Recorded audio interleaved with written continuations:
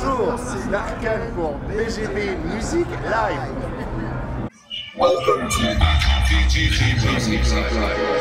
Salut Darkan et merci beaucoup de nous laisser du temps. Alors comme je disais en off, je vais faire l'intro pour les présenter parce qu'en fait c'est l'interview que j'attendais le plus parce que j'adore l'histoire de votre groupe, je la trouve originale et en plus touchante et on va en reparler. Donc Darkan, c'est un groupe qui a été fondé en 1987, je vais dire pour la V0 et on va en reparler après.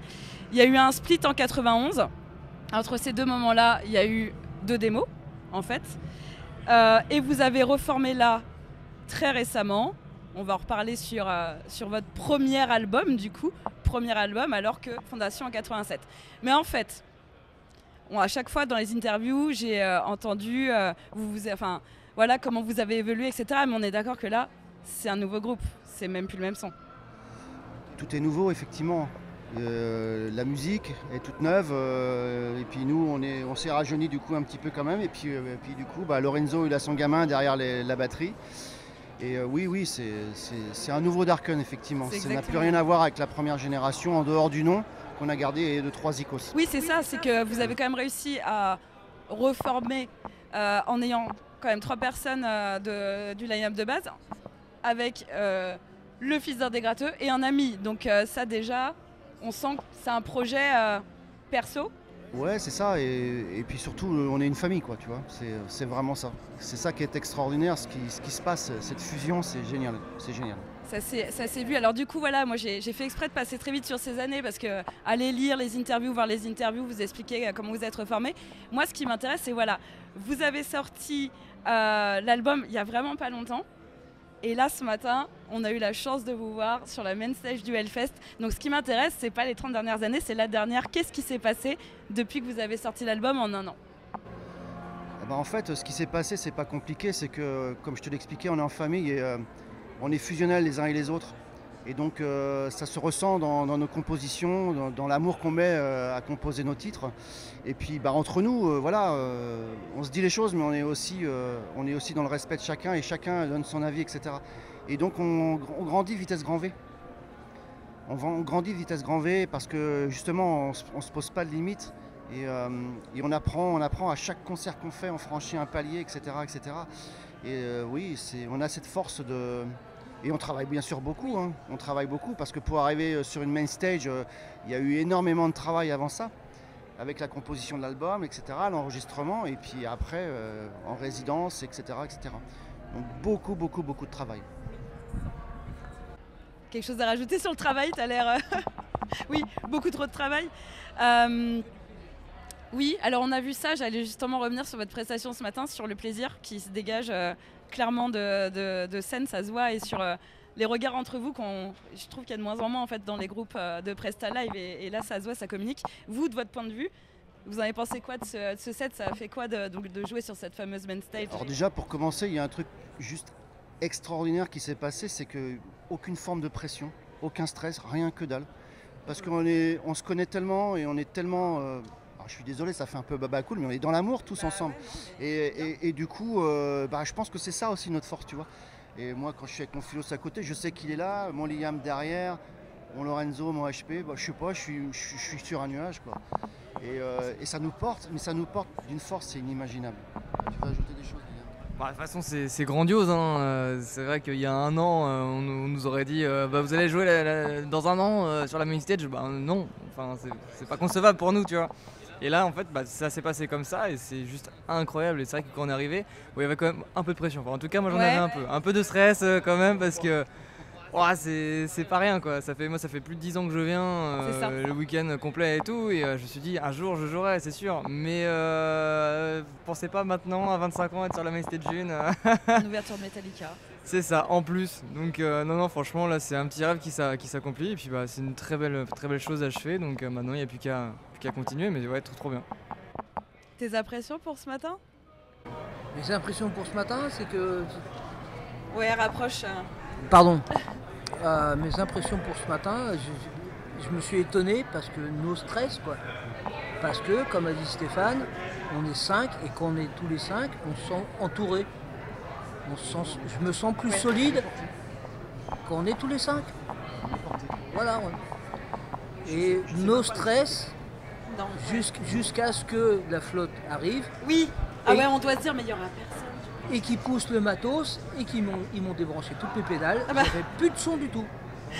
Mais heureusement, il y a On remet dans le contexte, en un fait guide. on est samedi, les gens ne le Ouais. savent pas encore, donc la journée de pluie pour... voilà. Donc c'est vrai qu'ils ont cumulé et la pluie et le fait d'être quand même sur la scène de Metallica qui repousse en fait le public un peu plus loin, mais Ouais. qui était quand même là avec les pancartes et Donc tout. on a rebranché le pédalboard plus vite. Enfin, là, il y a eu un coup de Ouais. stress. Parce que la flotte et pas de son. Je me suis dit non, pas aujourd'hui quoi. compliqué. Pas aujourd'hui, pas maintenant. Et c'était juste une pédale qu'il fallait enlever, voilà, avec Romain, un gars qui nous Ouais, suit. bah, c'est ça. Un gars qui nous suit. Comme disait tout à l'heure Philos, on a aussi du monde autour de nous, hein, c'est ça, attention. on parle des gens. On parle de nous cinq, mais nous cinq tout seuls, on est rien. Et on a tellement de gens autour qui déjà nous ont poussés pour faire avancer ce projet vraiment. Et puis ensuite qui nous accompagnent d'une force, mais c'est incroyable, incroyable. De ce qui se dégage autour de tout ça, c'est juste... En tout cas, ça se dégage sur l'énergie scénique. Et justement, et ça se dégage aussi, j'y reviens, et bravo pour le clin d'œil, on est passé... donc la dernière démo que vous avez fait, c'était Welcome to the Dark, et le titre de l'album, c'est Welcome to the Light. On voit un vrai changement. Alors, musicalement, oui, évidemment, parce qu'il y a du temps qui s'est passé, et effectivement, il y a d'autres, on en reparlera des petits nouveaux qui sont arrivés et qui ont clairement aussi un bagage musical qui est complètement autre. Mais moi, ce qui m'a marqué, c'est le changement dans les textes. Et c'est des textes qui sont assez intéressants parce que vous parlez de thèmes et vous allez me parler plus précisément des thèmes que vous les portez. Donc les thèmes sont sombres, mais alors ce que vous en dites, c'est assez lumineux. Est-ce que vous pouvez résumer à ceux qui ne sont pas anglophones le message de Darken en général ? En fait, l'écriture, je peux en parler parce qu'effectivement, c'est moi qui écris les textes, mais ouais, moi, ce que j'aime, c'est la lumière. Et c'est sûr qu'à l'époque, voilà, on aimait bien ce côté sombre que j'aime pas du tout finalement. Et puis il y a une évolution en tant qu'homme.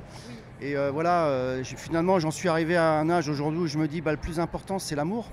Encore une fois, ça fait baba cool, mais en même temps, si tu veux être bien dans ta vie et passer des bons moments comme on passe aujourd'hui, il faut être dans l'amitié, il faut avoir le sourire. Et aujourd'hui, on vit dans un monde où il y a beaucoup trop de sombre. Et moi, j'ai besoin de l'inverse. Et donc, mes textes sont vraiment basés sur l'espoir qu'on redevienne humain. Et j'écris des choses comme ça parce que c'est vraiment important pour moi, quoi. Donc c'est vrai que j'ai la chance d'avoir le feu vert de tout le monde pour avoir, j'ai la liberté de faire ce que je veux entre guillemets sur l'écriture de mes textes et de pouvoir les exprimer sur scène aussi. Donc du coup, quand je suis sur scène, ce sont mes chansons que j'ai écrites et donc je suis dans mon contexte, je suis dans mon monde. Complètement, ouais. C'est ce que j'allais te demander en fait. Je sais que vous avez ça oui. Ouais, mais clairement.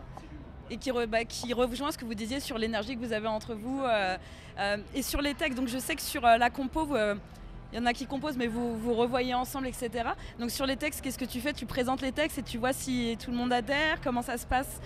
Non ? La musique, elle arrive, le texte, il est posé dessus, D'accord. la voix est posée dessus, parce que je fais mes voix, etc. Toutes les voix. Et puis les gars, ils se posent pas la question, ils savent. Et ils savent que, et je sais aussi ce que je peux faire ou pas faire qui n'irait pas pour eux, quoi. Tu vois, voilà. Et donc j'ai vraiment cette chance de pouvoir m'exprimer sur notre musique. Et voilà, alors j'arrive, je pose mes voix. Alors évidemment, les voix, la façon dont je chante, et les chœurs, etc. On va aller ensemble. Ouais. Mais l'écriture des textes, j'ai vraiment 100% la liberté de faire ce que je veux, dans le respect, bien évidemment, de l'esprit du groupe. Ouais, c'est effectivement. Là, ce qui m'a fait bugger, c'est aussi tu parlais du chant.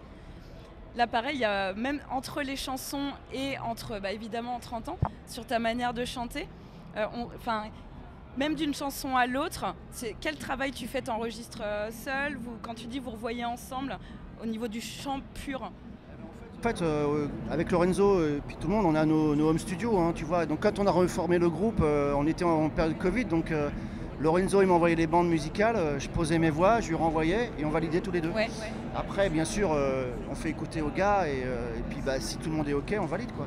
Et oui, alors pour revenir sur mon chant, il est complètement différent de ce que je faisais il y a 30 ans. J'avais des vocalistes, des machins, tout ça, c'est des choses qui sont à notre goût plus trop actuelles aujourd'hui. Et alors Lorenzo, je peux te dire que lui, il veut pas de ça, quoi. Et même si on valide tous, voilà, on est tous sur la même longueur d'onde et puis on a cette facilité de savoir se dire les choses en toute simplicité, mais directement, sans se prendre la tête. Et donc c'est très simple. Il dit non, ça j'aime pas, ou même lui quand il fait des choses, j'aime pas. Mais on sait dans quel esprit on le dit, tu vois, pour que ce soit constructif. Et tant qu'on n'est pas d'accord sur ce qu'on a validé ensemble, bah, on continue. Et c'est vrai que mon chant il a changé aussi et je pense qu'il est plus actuel. Oui, Ouais. oui. Oui, effectivement, c'est ça. C'est vraiment ça quand on écoute le son du groupe, c'est qu'il y a cette petite patte heavy derrière, même dans le chant encore. Mais par contre, vous voyez, je vous ai même pas introduit en disant un groupe de quelque chose, vous rentrez dans aucune case parce qu'on sent vraiment les influences diverses. Et d'ailleurs, je vous les demanderai même pas, je vous demanderai une autre question parce que là, je pense qu'il y en a plein. Mais oui, non, mais c'est ça. Parce que, clairement, ça se voit aussi sur les groupes de tout le monde, et ça se ressent dans la musique. Ouais, à part métal moderne, je vois pas. Il y a quelqu'un chez nous qui le résume très bien. Ouais. Ouais, moi, comme je disais, moi j'appelle ça du métal alternatif. Voilà, c'est ce qui catégorise le mieux, je trouve, vu ce qui est déjà catalogué là-dedans.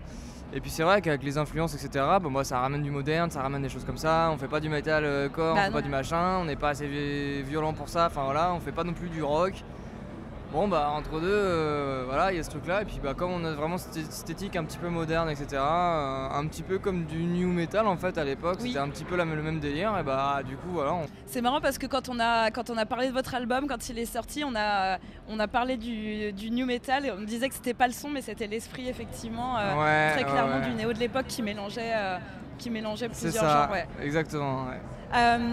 Ça a été très très vite pour vous en un an et c'est cool. Qu'est-ce qu'on peut vous souhaiter là pour l'année d'après ? Déjà, dans nos projets, déjà dans un premier temps, on a commencé l'écriture d'un deuxième album, tu vois.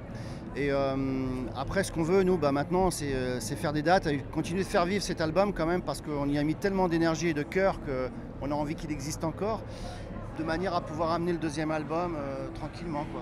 Et puis, bien sûr, des dates. Et on aimerait bien les jouer à l'étranger. Ah ouais.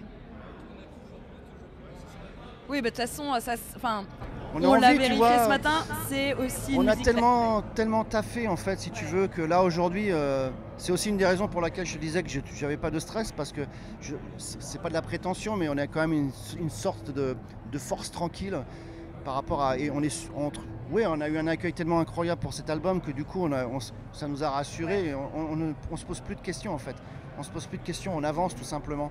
Et on grandit à chaque fois qu'on fait une scène, on grandit. Alors évidemment, en jouant ici, on va grandir aussi, mais c'est tellement de belles expériences. Mais oui, on aimerait vraiment faire un max de dates maintenant, en profiter et continuer de partager des moments de convivialité comme ça, tout simplement. Complètement.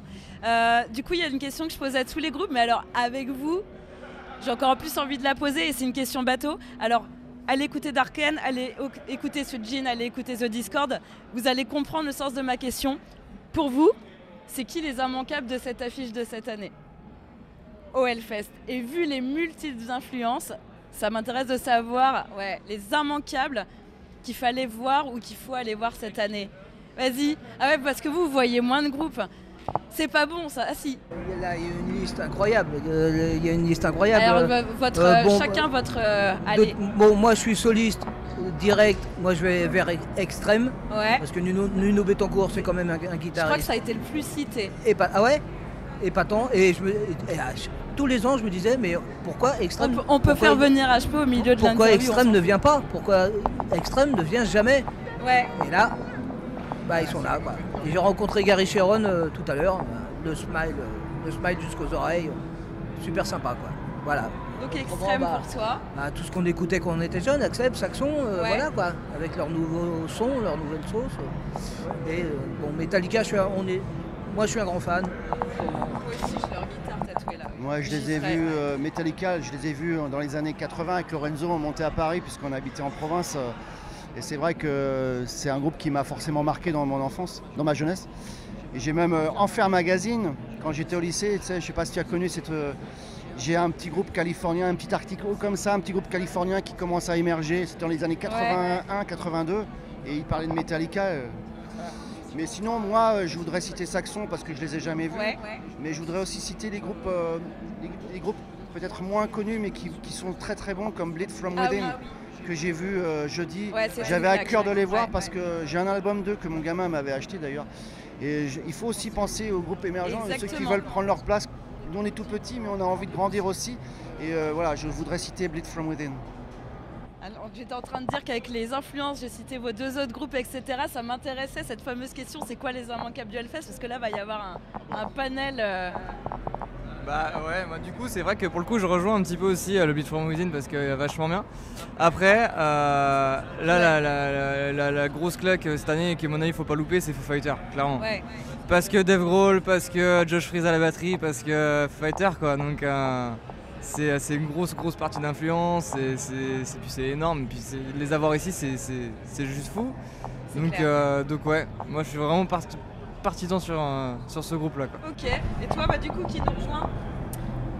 Par rapport à ce week-end, Ouais, sur le week-end entier, ça serait quoi tes immanquables? les immanquables du week-end, Landmarks, je Ouais. voulais absolument pas les louper. Crystal Lake, ça fait longtemps que je voulais les revoir, que je voulais les voir malgré qu'il y a eu une reformation, qu'il y a le remplacement du chanteur qui sont vraiment très bien sortis, c'est super cool. Foo Fighters, fan depuis la première heure. J'ai vu partir Nirvana et émerger Foo Fighters et j'ai été fan dès les premiers accords, donc vraiment très impatient. Bah écoutez, je vais vous laisser le mot de la fin si vous avez un message à passer, une question que je vous aurais pas posée, c'est libre. Il y en a même qui chantent parfois. C'est pour vous. Non, HP il va crier, non bon,